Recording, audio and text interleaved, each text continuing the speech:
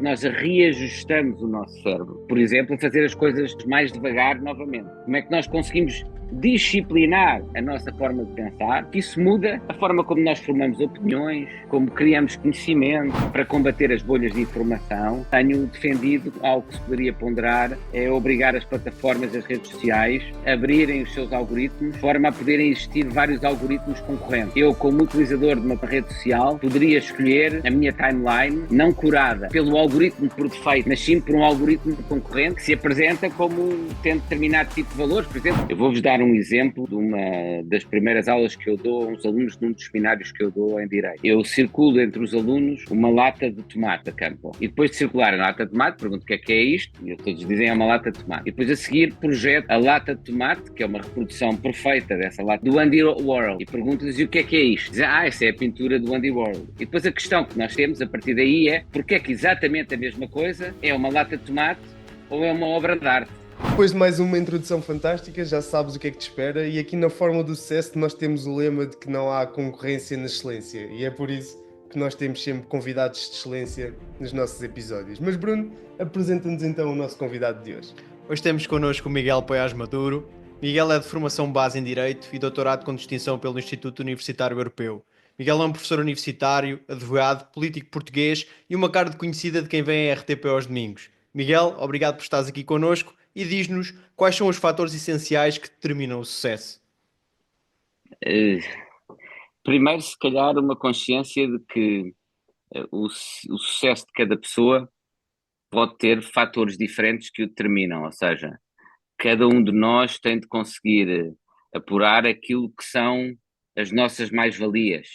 Hum, Há quem tenha um pensamento mais analítico, há quem tenha um pensamento mais emocional, há quem tenha mais capacidade de decisão, há quem tenha mais capacidade de juntar opiniões diferentes, reconciliar posições diferentes, portanto, conseguir formar acordos entre as pessoas. E acho que é muito importante que cada um de nós perceba, do ponto de vista da sua personalidade e depois do ponto de vista daquilo que é os conhecimentos que vai adquirindo ao longo da vida, onde é que pode estar a sua fórmula pessoal de sucesso. Uh, eu não sei se, acho que posso dizer que em várias dimensões da minha vida tenho sucesso, não, seguramente não tenho tido sucesso em tudo, mas tenho tido em várias dimensões da minha vida. E acho que é uma conjugação de vários fatores. Aqueles talvez mais importantes para mim são uma grande curiosidade. Portanto, eu, eu trabalho muito, sobretudo, motivado pela curiosidade, por querer ver coisas acontecer ou querer descobrir novas coisas, ter curiosidade para compreender outras coisas, é isso que me motiva sobretudo, e é isso que, por sua vez, alimenta a minha capacidade de trabalho. Portanto, se eu trabalho bastante, trabalho dessa forma e por essa razão, e é por isso que muitas vezes também trabalho em áreas muito diferentes. Tenho esta capacidade que se calhar outras pessoas não têm, de me envolver em temas muito diferentes e gostar de coisas muito diferentes. Acho que uma certa curiosidade também tem sido importante ao longo perdão, uma certa criatividade tem sido importante ao longo da minha vida, e essa criatividade resulta muito também da capacidade de eu dar respiro às coisas que faço. Ou seja, eu nunca fui, e acho, e digo isso, por exemplo, aos meus alunos que trabalham e fazem investigações de doutoramento comigo ou de mestrado, para não pensarem só no tema sobre o qual investigam, que é muito importante fazer coisas diferentes, ir a um filme, ouvir música, olhar apenas para a paisagem, ler outro tipo de literatura, porque muitas vezes é através da ligação, é nesses momentos que nós temos descobertas e revelações relativamente às nossas áreas de trabalho que estamos a pensar. O nosso cérebro necessita às vezes de não estar tão focado para, alargando um bocadinho e ganhando capacidade de respirar, subitamente descobrir coisas sobre aquilo que nós estávamos a olhar que de outra forma não descobrimos. Portanto, acho que a curiosidade tem muito a ver com isso. E acho que é este tipo de personalidade que me tem trazido algum sucesso, juntando também sorte. A sorte deve vir junta com a capacidade de juízo, ou seja, de ajuizar. A sorte traz-nos oportunidades. A capacidade que nós temos de ajuizar que isso é uma oportunidade em primeiro lugar, de identificar a oportunidade e de, com base nela, tomar a decisão certa, já é outra coisa. Portanto, necessitamos que a vida nos traga essas oportunidades, mas também que tenhamos depois a capacidade para perceber o que podemos fazer com elas. Miguel, tu tocaste aqui num ponto que eu acho particularmente interessante. Tu disseste que parte da curiosidade é aquilo que te alimenta. Acredito que também por isso é que de tudo aquilo que tu fizeste na vida te mantenhas um pouco aqui pela parte académica, por tens alunos novos, perfis diferentes, novas ideias, novas linhas de investigação, mas tu tocaste noutro ponto que é fazer outras coisas, experimentar outras coisas, ver outras coisas e às vezes olhar só o mundo. E uma pergunta que nós temos, que acho que gostávamos de ver aqui respondida por ti, é a questão relativa há temas complexos que ocorrem durante, por exemplo, uma tese de doutoramento, que não são só o tema que estamos a investigar. Há uma influência política, há uma influência económica, há diferentes coisas a acontecer no mundo. E até que ponto é que achas que isso é algo bom, as pessoas estarem atentas na sua vida para fazer parte da sua forma de sucesso? Ou seja, terem um conhecimento aqui geral de, ok, esta mudança económica vai impactar a minha vida neste sentido, mas ouvir ainda outra coisa, que é porque é que as pessoas se afastam tanto destes temas como filosofia, economia e coisas que acabam por ser quase complexas, termos aqui algum conhecimento geral e alguma profundidade nestes temas no dia a dia? Eu não acho apenas que é bom as pessoas terem conhecimento desses temas e desse contexto, à volta dos problemas que estão a investigar, por exemplo, ou sobre os quais estão a trabalhar. Eu acho que é fundamental que isso aconteça. Um, eu vou-vos dar um exemplo de uma das primeiras aulas que eu dou a uns alunos num dos seminários que eu dou em Direito. Eu circulo entre os alunos uma, uma lata de tomate da Campo. E depois de circular a lata de tomate, pergunto o que é isto, e todos dizem é uma lata de tomate. E depois a seguir projeto a lata de tomate, que é uma reprodução perfeita dessa lata de tomate, do Andy Warhol. E pergunto-lhes e o que é isto? Eles dizem, essa é a pintura do Andy Warhol. E depois a discussão que nós temos a partir daí é porque é que exatamente a mesma coisa é uma lata de tomate ou é uma obra de arte. Num caso custa 50 cêntimos ou 1 euro, no outro caso custa várias centenas de milhões de euros. E o que explica a diferença entre os dois é o contexto. Quando o Andy Warhol pega numa lata de tomate, gostemos ou não, hein? Podemos não gostar daquela arte, mas quando ele pega numa lata de tomate da Campbell e a coloca dentro de um museu e a apresenta como um objeto de arte, aquilo ganha todo um significado distinto, que alguns gostam, outros não gostam, mas passa a ser um objeto de arte muito discutido, muito controverso, mas um objeto de arte. O que é que mudou? O contexto em volta. A mesma coisa pode adquirir significados totalmente diferentes consoante o seu contexto em volta. E é assim com a arte, é assim com a lata de tomate, é assim com uma norma jurídica. Interpretar a mesma norma jurídica em contextos económicos e sociais diferentes produz resultados muito diferentes e se calhar deve até ser interpretada de forma diferente. É assim com teorias políticas. Determinadas teorias políticas, num contexto cultural, de uma certa cultura política, com certas práticas estabelecidas dos atores políticos, podem ser induzir boas práticas de governação. Noutros lados, podem levar a corrupção ou a concentração de poder. Exatamente as mesmas concepções. Portanto, é muito importante ter a percepção da importância do contexto. Muito bom. Estavas a falar desse exemplo, eu estava-me a lembrar da questão da realidade objetiva, subjetiva e esta parte da realidade consensual que nós estamos aqui a abordar com esta noção de contexto. E estava a pensar, Miguel, na tua opinião, como é que tu achas que são formadas essas percepções de contexto, e como é que elas são influenciadas no dia a dia? O que é que eu quero perguntar com isto? Com base no contexto que é atribuído à pessoa que está a interpretar essa norma jurídica ou a lata de tomate, ela forma esse contexto ou essa percepção de contexto com base em experiências e crenças que esse indivíduo tenha. E o que eu te quero perguntar é como é que estes temas complexos aproximam ou afastam estes indivíduos desta realidade consensual? Como é que achas que esta experiência é arquitetada e o que é que achas que pode influenciar eles aproximarem ou afastarem a descoberta dos temas complexos? Tudo é, num certo sentido, subjetivo. Todas as verdades são suscetíveis de ser questionadas. isso não significa que nós possamos abandonar a ideia da verdade e que possamos funcionar como sociedade sem acreditarmos na verdade. Por isso é que eu não sou um pós-modernista. Qual é a diferença entre uma coisa e a outra? É que nós temos de ter a percepção de que as verdades são contextuais, ou seja, a verdade científica num determinado momento é aquilo que resulta do consenso científico, aquilo que o maior número de cientistas considera a explicação mais plausível de uma certa ocorrência, de um certo evento. E isso pode vir a ser falsificado. Pode vir outro cientista que traz outros argumentos, outras provas, outras evidências que levem à falsificação. E aquilo que até um certo momento era dado como uma verdade indiscutível passa a deixar de ser verdade. Mas a consciência de que toda a verdade tem uma certa dimensão discutível e não quer dizer que nós possamos abdicar dessa verdade, porque se nós não tivermos forma de definir em cada momento concreto o que é verdade e o que é mentira, então nós vamos terminar numa situação de guerra permanente entre todos. Não é?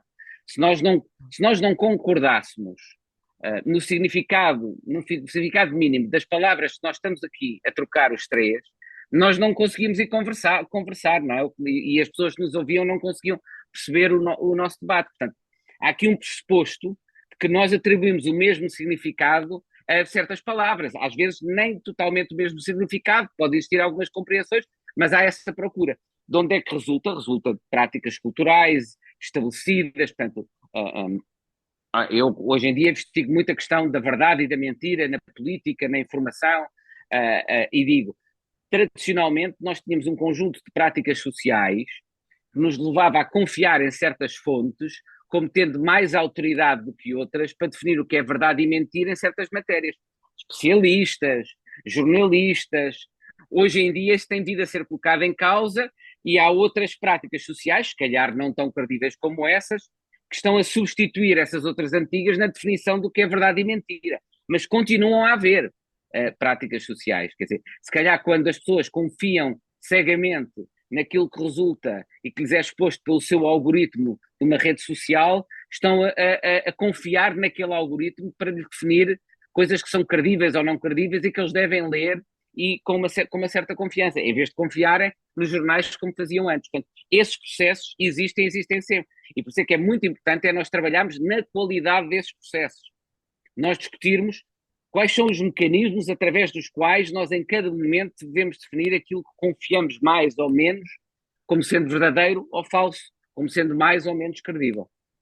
E não achas difícil aqui a velocidade com que as coisas evoluem, com a forma que nós temos que, de alguma forma, refletir sobre esses mecanismos, como acabaste de falar? Ou seja, antigamente havia quase aqui uma evolução, as coisas iam-se adaptando, esta verdade ou esta subjetividade ia-se tornando mais objetividade com alguma reflexão de diferentes grupos, mas hoje em dia temos uma grande evolução e uma evolução muito rápida. E uma das perguntas que eu tinha aqui para ti era como é que te atualizas para os diferentes domingos com tanta informação como te ouvimos a conseguir comentar e há tanta coisa a acontecer, vamos dormir, quando acordamos já há várias coisas mudaram. Se achas que também vamos ter que aprender a refletir mais rápido que coisas que eu sei que levam tempo a ser refletidas. Qual é que é aqui o best balance entre a velocidade e esta análise? Não é fácil e por isso é que esta é uma época tão hum, fascinante por um lado e perturbadora por outro.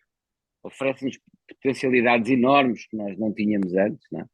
Pensa na inteligência artificial, pode fazer de qualquer um de nós músico sem saber linguagem musical, não é? Através da interação, pode fazer de cada um de nós um artista sem sabermos pintar, através da inteligência artificial, mas também absolutamente perturbadora porque altera tantos dos nossos paradigmas, lá está, definir o que é verdade ou mentira, ou como é que é uma das coisas que mais me tem interessado, como é que nós formamos as nossas opiniões. Aquilo que nós sabemos é que um dos aspectos fundamentais do que está a mudar através da transição digital, da revolução digital, é muda a forma como nós, por exemplo, o tempo que nós dedicamos a cada tarefa mental. Tem caído de forma exponencial.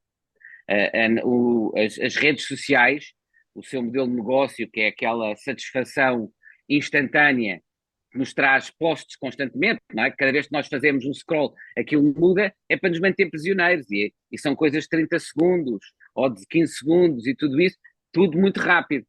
E o nosso cérebro habitua-se a pensar dessa forma, de tal forma que é provável que vos aconteça a vocês, que já acontece a mim, que é muitas vezes eu estou aqui nesta conversa ou noutra conversa qualquer e de repente tenho um instinto de ir buscar o telemóvel, não é? E pôr a mão e buscar o telemóvel. Porque o nosso cérebro habitua-se a essa velocidade. Ora, nós sabemos que o cérebro, quando pensa, a primeira coisa que sabemos é que o cérebro, ao contrário do que nós julgamos, não consegue fazer várias tarefas ao mesmo tempo. Portanto, quando se fala de multitasking, o multitasking, na verdade, é saltar muito rapidamente de uma tarefa para outra. A neurociência explica-nos isso. O nosso cérebro não consegue dedicar-se a duas coisas ao mesmo tempo, não se consegue estar sempre só numa. E, portanto, pode saltar, está um segundo e no outro. Nós jogamos, estamos a fazer várias coisas ao mesmo tempo, não estamos a saltar entre tarefas muito rapidamente. Ora, quando nós pensamos muito rapidamente, também pensamos de forma diferente, também está estudado. Os nossos processos neurais são diferentes. É aquilo que o Daniel Kahneman, que ganhou um Nobel até com isso, fala do pensar rápido ou pensar devagar. E um pensar rápido é um pensar mais emocional, menos deliberativo, menos analítico. E isso explica, por exemplo, muitas coisas, que é porque é que as pessoas têm cada vez reações mais emocionais, são cada vez mais violentas na forma que comunicam umas com as outras, ou reagem a determinadas posições de forma muito mais violenta. Isso tem a ver com essa forma de mudar do nosso cérebro. E, portanto, eu acho que um dos desafios principais que nós temos para o futuro é como é que nós lidamos com isso, não é? Como é que nós reajustamos o nosso cérebro, por exemplo, a fazer as coisas, ou pelo menos algumas delas, mais devagar novamente. Como é que nós conseguimos disciplinar a nossa forma de pensar dessa forma? Porque isso muda a forma como nós formamos opiniões, como criamos conhecimento, como interagimos com os outros, e em muitos aspectos não está a mudar de uma forma positiva, pelo contrário, está a mudar até de uma forma negativa. Reparem que uma das armas mais fortes que nós temos para lidar com esta incerteza de fontes e com esta alteração rápida de pensamento é precisamente o desenvolvimento da ferramenta do pensamento crítico. Ou seja, cada vez mais conseguimos ajuizar, como o Miguel falou, e conseguimos colocar um senso crítico em cima da informação que nos chega. Cada vez isso está mais difícil de fazer, portanto, é cada vez um desafio maior, porque os argumentos parecem cada vez mais credíveis. Ou seja, se for sobre um tema que nós tenhamos consciência, parece-me que é fácil sabermos ou não se aquilo é a verdade ou se a fonte de verdade é uma grande parte daquele argumento, mas em temas mais complexos parece-me ser uma das maiores dificuldades. E eu vou retocar numa pergunta que o Bom, Bruno posso tinha só dizer feito. uma coisa a esse Força, força. respeito, Claro. que é o seguinte, porque isso está relacionado também com o ponto anterior que eu disse. O facto de nós pensarmos e tomarmos decisões de forma cada vez mais emocional Uhum. leva a que muitas vezes nós aderimos intuitivamente, de forma emocional, a uma determinada leitura dos factos, a uma determinada posição. E depois nós sabemos, mais uma coisa que nos ensina a ciência do comportamento, que existe algo que se chama o enviesamento da confirmação, que é sempre que há informação que valida, confirma aquela que é a nossa intuição, e essa intuição pode ser um preconceito, nós aceitamos facilmente, sem questionar, sem o tal juízo crítico que mencionava.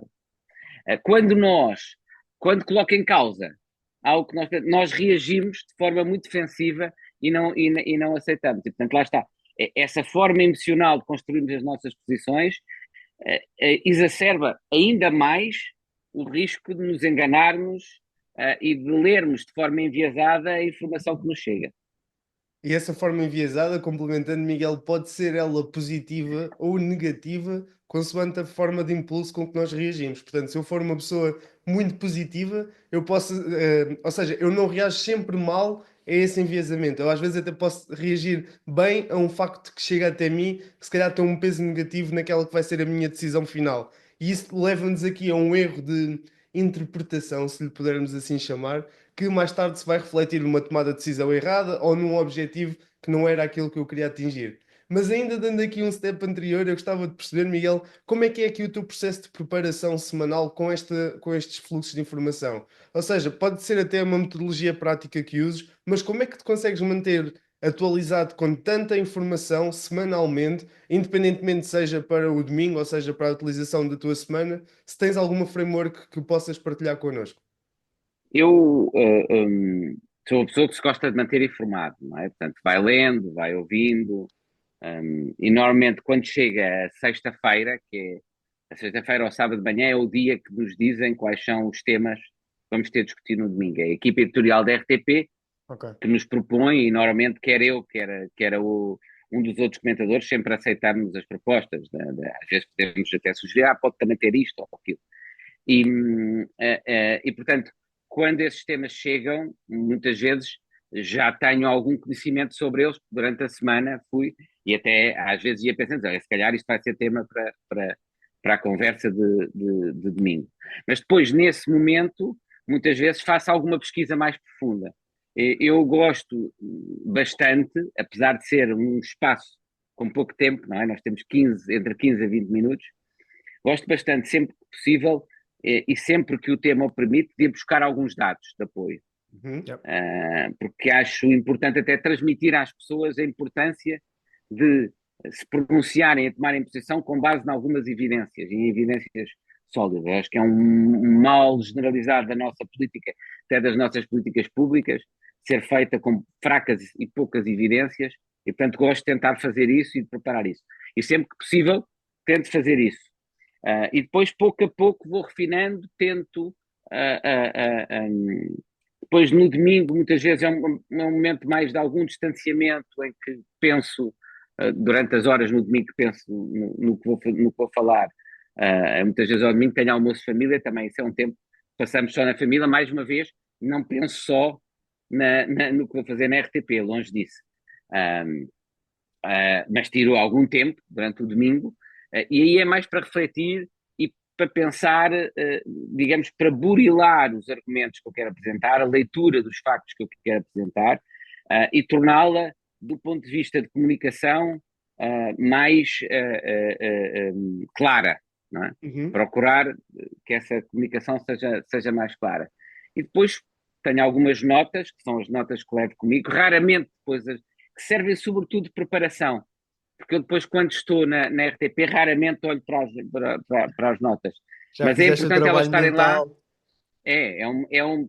Por um lado, é uma bengala mental.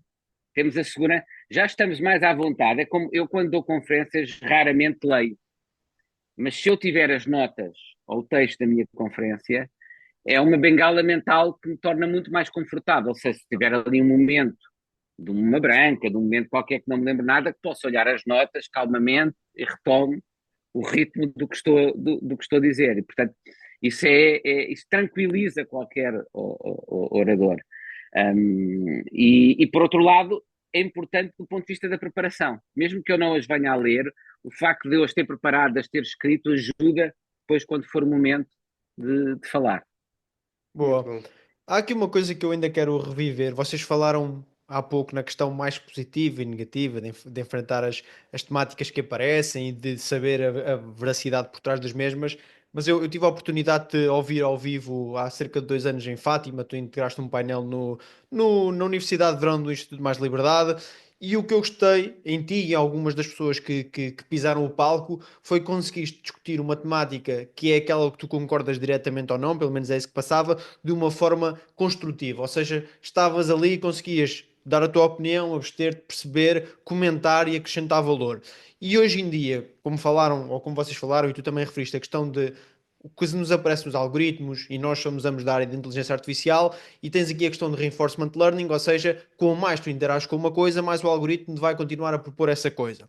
E a questão aqui é, mesmo não vendo isto no sentido pejorativo de, ok, só me aparece coisas más que eu gosto de ver, mas mesmo quando eu estou alinhado num determinado sentido e que até me aparecem coisas construtivas, isto não nos vai tirar a capacidade de saber ouvir os outros ou começarmos a perder aqui alguma permeabilidade de termos uma discussão fortuita num diverso tema. Gostava de ouvir aqui a tua opinião, porquê? Como professor Não, também, como isso tem formadora. isso Força, tem força. vindo claramente a suceder. É, é produto da polarização, na sociedade, na política. Essa polarização resulta de vários fatores. Um deles é esse que mencionavas, as bolhas de informação nas redes sociais e, portanto, que só reproduzem e acentuam os nossos pontos de partida e, portanto, fazem com que nós nos encerremos ainda mais dentro das nossas É isso posições mesmo. e as solidifiquemos em excesso, se calhar. Mas também o caráter cada vez mais emocional, que torna cada vez mais polarizador e mais violento o debate. Nós sabemos, eu tenho citado muito esses dados, em Portugal não conheço nenhum estudo desse tipo, mas nos Estados Unidos da América, o número de americanos de uma determinada orientação política que admite ter uma relação amorosa, uma namorada, uma mulher, de outra orientação política tem caído de forma acentuada. Isso demonstra bem como Yeah. o grau de polarização política já é tão grande que já Já chego ao transborda para lar, uma em vez de ser dimensão só uma puramente pessoa. emocional, Yeah. puramente Fogo. pessoal. E isso é extraordinariamente perigoso. Eu acho que nós temos de criar vários mecanismos, nós temos de mudar o ecossistema digital e ver como é que conseguimos mudar o ecossistema digital para continuar a ter a máximo partido daquilo que ele permite de forma extraordinária, que é um nível de cooperação, por exemplo, como nunca tivemos no passado, não é? Nós nunca teríamos tido vacinas tão rápidas como tivemos na pandemia se não fosse a revolução digital e a cooperação que é, a troca de informação e de conhecimento e tudo que isso permite. E, portanto, há inúmeras vantagens. Mas há realmente muitos riscos também que estão aqui a ocorrer e nós temos de trabalhar sobre eles. Eu, por exemplo, para combater as bolhas de informação e para combater até a própria desinformação, tenho defendido que algo que se poderia ponderar é obrigar as plataformas, as redes sociais a, a abrirem os seus algoritmos de forma a poderem existir vários algoritmos concorrentes. Ou seja, eu como utilizador de uma rede social poderia escolher, eu quero a minha timeline não editada, não curada, não é? Porque a expressão normalmente é curadoria, curadoria de conteúdos, não curada pelo algoritmo por defeito, não sei, do Instagram ou do X, mas sim por um algoritmo concorrente que se apresenta como tendo determinado tipo de valores, por exemplo, dizendo nós vamos propor-vos ver também coisas com que vocês tendem a discordar e não apenas coisas com que tendem a Ok. concordar. Por exemplo, algo assim. Nós vamos dar prioridade nos temas científicos a opiniões expressas por pessoas, por cientistas da área. Portanto, um algoritmo desse tipo. Eu acho que essa concorrência, e que é algo que não tem nada de censório, pelo contrário, aumentava a liberdade das pessoas. As pessoas poderiam escolher como é que queriam a sua página editada. Hoje em dia não escolhem, não é? Hoje em dia o que nós vemos é aquilo que é escolhido por nós, por um algoritmo que outros, em condições muitas vezes até que nós nem sabemos quais são os critérios, decidem, não é? Portanto, nós podemos pelo menos escolher quem são os editores da nossa página, penso que é um reforço da liberdade que nós devíamos ter e que era algo que ajudava a combater a desinformação, ajudava a combater a polarização, sem ser através da censura, mas pelo contrário, com mais liberdade. Aí eu vejo o desafio de a ideia é excelente, parece-me que vai contra o propósito da rede social hoje em dia. O que é que vocês. Porque imaginem, uma das Coloca em abordagens. causa o modelo social, o modelo de negócio como ele está, Exatamente. não é? Exatamente, porque a Agora, abordagem da rede social hoje em dia é muito a segmentação, ou seja, o produto da rede social é o utilizador. Eles não cobram para a utilização, portanto, o resultado está onde está o incentivo. Então, se o incentivo é eu fazer eles publicidade a vendem, uma eles vendem informação sobre nós, e vendem a nossa atenção, o tempo da nossa atenção, que é o que Isso eles estão a mesmo. vender. São as Exatamente. duas coisas que eles vendem, não é? E esse resultado e esse incentivo da nossa atenção é que capitaliza depois o modelo de negócio que vai aproveitar na segmentação. Exato. Então, a sugestão de abrir o algoritmo a uma curadoria ou então curar a informação que me aparece como estávamos a abordar, resolvia o problema da sociedade, as empresas iam apresentar ali um desafio gigante na Mas utilização Mas dessa eu acho abordagem. que, eu acho que era possível encontrar um modelo de negócio distinto. seguramente que Exatamente, seria. exato. É Era isso isso que eu mesmo. ia. Reparem, esta questão colocou-se em parte quando foi a Microsoft, lembra, vocês, se calhar, vocês são mais jovens, tanto mais jovens que eu, mas talvez se lembrem, ainda sejam, ainda pelo menos já saibam, conheçam, quando a Microsoft tinha um sistema operativo e não permitia o funcionamento de softwares concorrentes, de Uhum. outro tipo de produtos, não é? Nós tínhamos o Windows e depois tínhamos todo o processador de texto, ahm, de contas, desenhos, todos os outros tinham de ser da Microsoft. Eles foram obrigados a abrir o seu sistema Ecossistema. operativo a outros concorrentes. Portanto, a situação é muito semelhante, do meu ponto de vista, a essa, e eles encontraram um novo modelo de negócio, e encontrou-se um novo Claro. modelo de Sim, a negócio, venda em portanto é possível. intenção, eu acho que a venda em intenção acho que seria possível. E Miguel, Hum. dá para ver aqui na imagem, quem esteja a ver aqui com a imagem, que tu tens vários livros atrás de ti. De certeza que és uma pessoa que lê muito. Isto é uma das formas também de te atualizares. O que é que andas a ler? O que é que gostas de ler? O que é que normalmente, o que possas partilhar, como é óbvio, mas para perceber aqui um pouco também o que é que faz parte da forma do sucesso do Miguel aqui em termos de leituras. Então eu vou fazer o mais simples, que eu vou buscar ali os livros que tenho aqui. Os que estão ali são aqueles que eu estou a trabalhar neste momento e, portanto, vocês podem ver. Já. Força, já agora.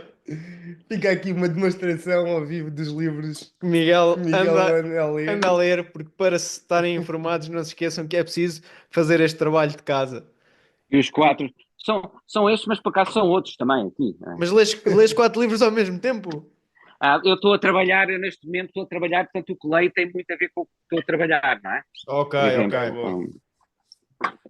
este é um livro que tem a ver com a desinformação, Ok. Beyond the Big Lie, The Data Detective, lá está o meu Ok. foco na importância Fascínio pelos da dados. evidência, dos dados e dos factos. Boa. Este é um livro, por acaso, que comecei agora, porque tem a ver com um coautor meu, já escrevemos o livro juntos, vamos Boa. agora ter outro projeto junto e ele mandou-me o último livro dele, e eu estou a começar a Boa. ler Top. Democracy in Our America, do Paul Kahn. É um livro muito engraçado, porque é um livro feito a partir da vila dele, onde ele vive, tem 1000 e tal pessoas, e da política na vila, e a partir da política na vila conta os desafios da democracia nos Estados da América hoje. Está muito Brutal. engraçado. The End of the Free Market é um livro já com um pouco mais de tempo. Uhum. Este está aqui, mas eu já o li no verão, não sei, ficou aqui ainda, mas não sei, se calhar era para emprestar a alguém, mas estão aqui mais ao lado. Por Este é curiosidade, qual é a tua taxa de leitura anual? Mais ou menos. Só por.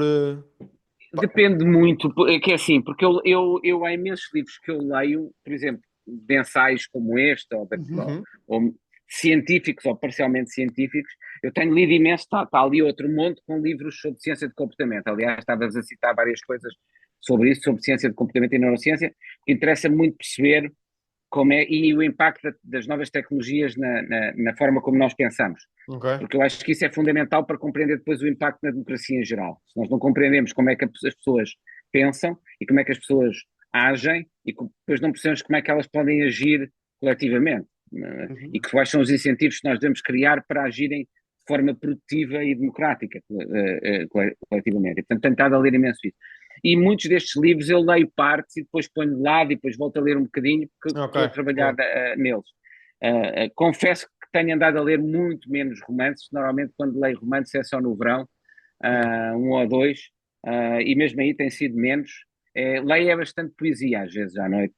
Gosto de ler dois ou três, Boa. porque é uma coisa mais breve e consigo ler e gosto de ler. Olha, te Muito recomendo um bem. livro, se não leste ainda, o Geração Dopamina, da doutora Ana Lem, que acho que é assim que ela se chama. Muito bom, acabei-o há cerca de um mês. Também desta ciência comportamental, o livro é recente e é muito bom Por produto. acaso, li um livro em inglês sobre isso. Ok, Dopamina, a molécula de mais, em inglês, The Molecule of More, que é ok, precisamente sobre como é que as redes sociais brutal. funcionam com disparos e com um fenómeno aditivo de dopamina. Presumo que esse livro deve ser um bocadinho o É mesmo, isso na mesmo, é mesma por aí linha. Não é? também. Mais a parte mais comportamental vai buscar muitas gerações recentes, ou seja, depois a ação que tem não só nas gerações mais antigas toda esta dopamina, ou seja, o que nós vemos com a utilização mais até do Facebook, e depois da geração X e Z, como é que isso também vai para o mercado de trabalho, o pessoal de ser mais ou menos adaptável às diferentes circunstâncias e por aí fora, A mas parte do compromisso, é dentro dessa correto. ótica também.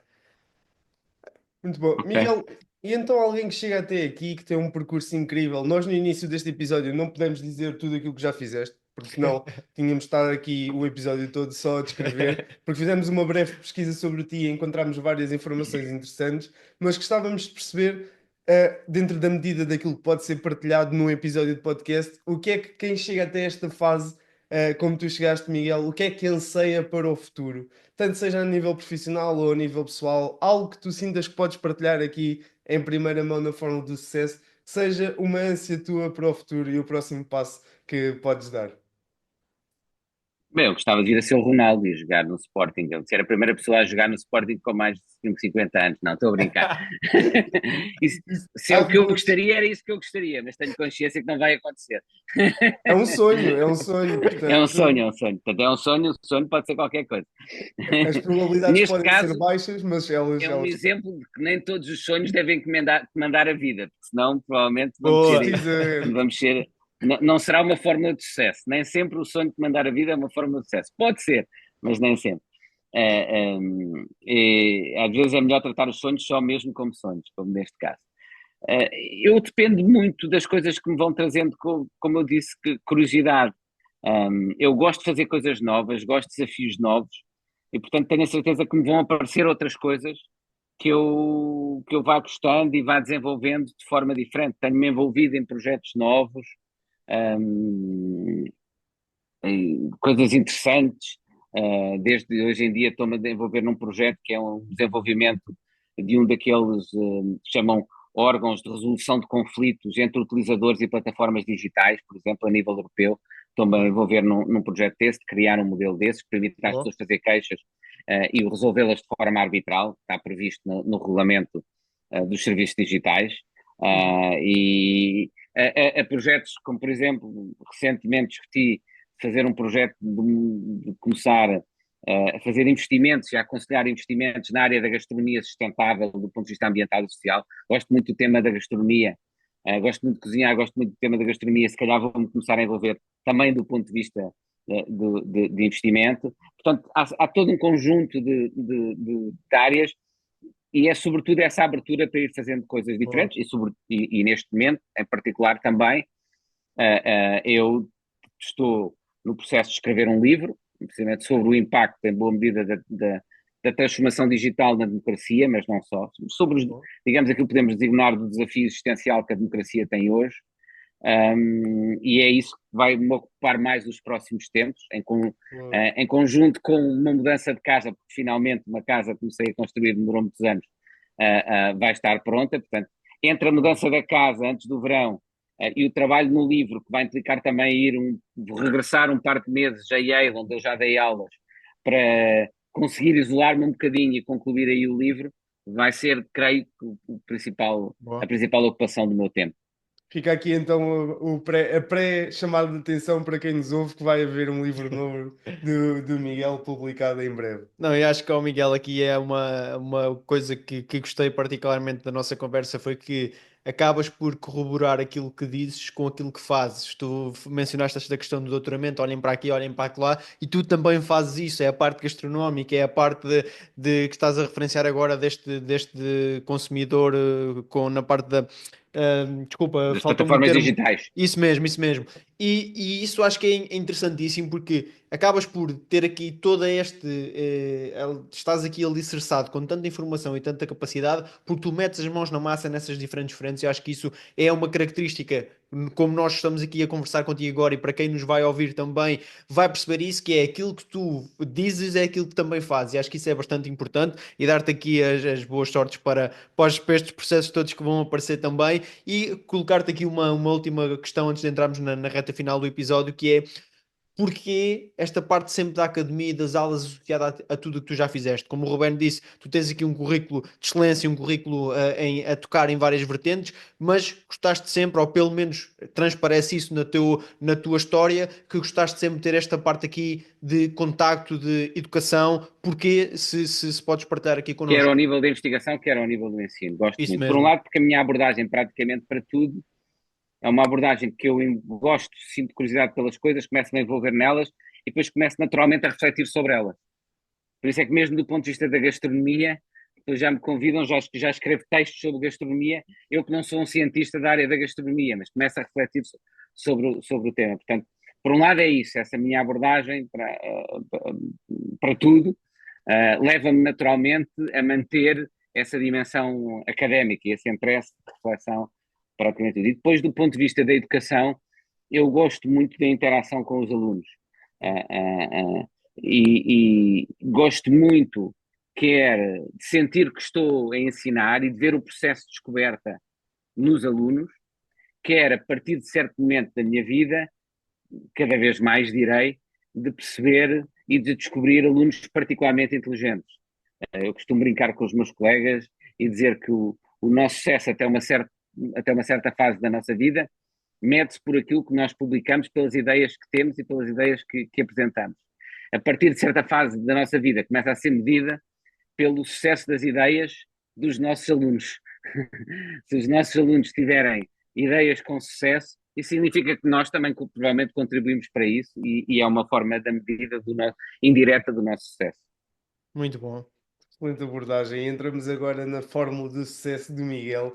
Miguel, eu sei que nunca tinhas visto nenhum episódio da Fórmula do Sucesso, mas para te contextualizar, nós continuamos, fazemos o episódio completo e depois na reta final arquitetamos uma Fórmula do Sucesso que nós achamos que pode ser a Fórmula do Sucesso do nosso convidado. Com base em quê? Única e exclusivamente na conversa que temos aqui. Portanto, tudo o que eu vou dizer é síntese da conversa que tivemos até agora, mas a tua Fórmula do Sucesso assenta aqui no primeiro termo, que é congruência, que é a palavra que explica aquilo que o Bruno observou anteriormente, que é precisamente tu dizeres o que fazes e fazeres aquilo que dizes. Portanto, esta congruência que tu apresentas tanto na missão que executas e na teoria que associas a essa missão, transparece aqui aquilo que falámos também, que é um certo nível de credibilidade muito alto, de autoridade e de inspiração, que é mais importante do que a autoridade e a credibilidade, é sim a inspiração que permite inspirar outras pessoas a terem um percurso, no mínimo, tanto parecido com aquele que tu fizeste. Foste doutorado com excelência, também foi um marco muito importante, e todos os outros que tiveste na tua história. Portanto, a parte da congruência entra aqui como o primeiro termo da tua fórmula do sucesso. O segundo termo é conhecimento. Esta curiosidade que tu associas a saber mais sobre o tema, fez-te um repertório de conhecimento, se lhe pudermos assim chamar, que te permite trazer aqui esta ideia com uma clareza tão grande, sem saberes que perguntas é que te iríamos fazer neste episódio. Ou seja, nós não dizemos a nenhum convidado as perguntas que fazemos, elas surgem naturalmente e tu consegues fundamentar cada resposta que dás com dados e com uma informação ou argumentos, neste caso, claros. E esta clareza eu acho que vem muito de um conhecimento. E o último termo que eu queria deixar aqui nesta tua forma de sucesso, recapitulando: congruência, conhecimento, e a última é exposição, ou seja, tu expões-te a vários desafios que chegam até ti. Expões-te ao desafio de comentar na RTP, que foi o tema que nós trazemos. Expões-te ao desafio de comentar gastronomia, uma área que é totalmente alheia àquela que é a tua área de formação. Expões-te ao desafio de vir a um podcast falar connosco também, sem saberes aquilo que te ia esperar, e portanto esta exposição é ela que se transforma na oportunidade que falaste lá atrás e que te permite trazer aqui a preparação que foi criada como resolução a novas oportunidades que aparecem. E portanto esta é a forma do sucesso que eu deixava aqui como síntese. Não sei se queres adicionar algum termo. Acho que não, acho que está uma boa fórmula do sucesso e revejo-me bastante nessa fórmula do sucesso. Acho que vou usá-la no futuro para me descrever. À vontade. De uma forma sem procurar não ser muito pretencioso, porque ela também foi simpática e agradeço isso. Não, ela foi totalmente transparente com a nossa conversa, portanto eu não quis trazer nenhum tema alheio a este episódio, foi exclusivamente aquilo que falámos aqui, e portanto ficaria muito contente se pudesses usá-la no futuro, porque foi aqui na Fórmula do Sucesso que ela foi criada, e foi criada agora, portanto não estava pré-feita. Não, e imagina, eu não costumo ser responsável por esta parte, é o Ruben, e eu escrevi 3 palavras que foram tal e qual a mesma coisa. Eu meti exposição, curiosidade e clareza, ou seja, ele fez isto muito mais explicado e muito mais profundo, perfeitamente, mas o que passou para ele foi perfeitamente o que passou para mim. Eu às vezes até digo assim, olha, deixa-me acrescentar mais um termo ou não, e neste caso não, foi mesmo isso e foi de forma exímia. Gostávamos bastante de ter acesso à tua biblioteca, portanto, esse do Data Detective eu vou dar uma vista de olhos, quando depois combinamos e um dia, bem, provavelmente já não é nesta casa, mas na nova, em que a biblioteca até vai ser maior, Vão lá visitar, combinamos lá e vêm lá Brutal. visitar tomar um café. Fica Está combinado. combinado? Olha, Miguel, Obrigadíssimo a Teríamos vocês. Depois mandem-me o link, que eu já agora gostava de ver e até para eu, Sim. não sei se vocês põem nas redes sociais, eu partilho nas minhas também. Tá? Ok. Sim, nós vamos agora só encerrar agradecendo às pessoas que nos ouviram, também que ouviram o episódio até ao fim. Foi mais uma forma do sucesso com um convidado de excelência, porque na excelência não há concorrência. Um grande abraço a todos.